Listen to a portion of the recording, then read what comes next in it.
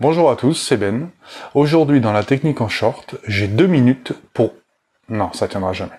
Aujourd'hui, j'ai 3 minutes pour vous expliquer ce qu'est l'ouverture.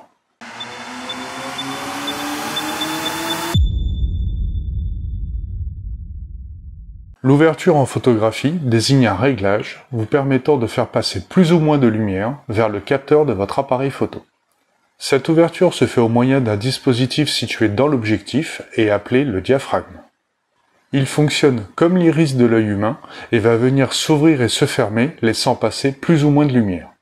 L'ouverture s'exprime sous cette forme ou encore celle-ci, et c'est souvent source de confusion pour les débutants, la formule utilisée pour calculer l'ouverture semblant inverser le réglage.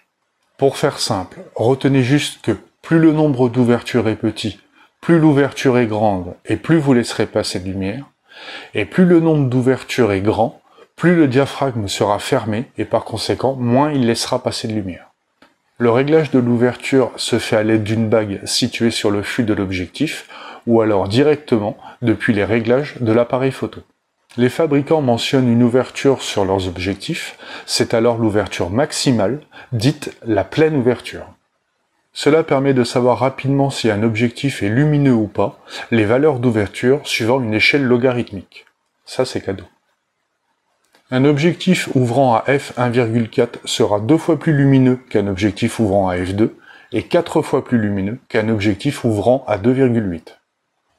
Cette échelle vaut bien entendu pour le réglage de l'ouverture, chaque palier multipliant ou divisant la lumière traversant l'objectif par 2. Régler l'ouverture faisant varier la quantité de lumière arrivant à votre capteur, c'est un des 3 paramètres composant le triangle d'exposition. Modifier l'ouverture influe également sur d'autres paramètres, le plus important étant la profondeur de champ. Bon, je ferai un autre épisode sur la profondeur de champ, mais en gros, c'est la zone de netteté entourant la zone où vous faites la mise au point.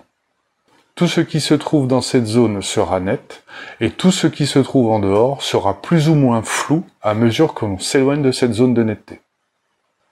Fermer le diaphragme aura pour effet d'augmenter la profondeur de champ, l'ouvrir servira à isoler le sujet, jusqu'à la pleine ouverture où la profondeur de champ sera minimale.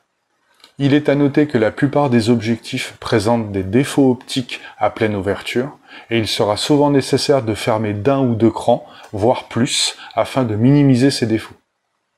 Garder la main sur l'ouverture vous permettra de modifier l'exposition, mais surtout de décider ce qui est net, ou pas, sur votre photo. Une grande ouverture servira par exemple en portrait, afin d'isoler le sujet du fond, et une petite ouverture pourra servir en paysage, afin d'étendre la zone de netteté du premier plan jusqu'à l'horizon.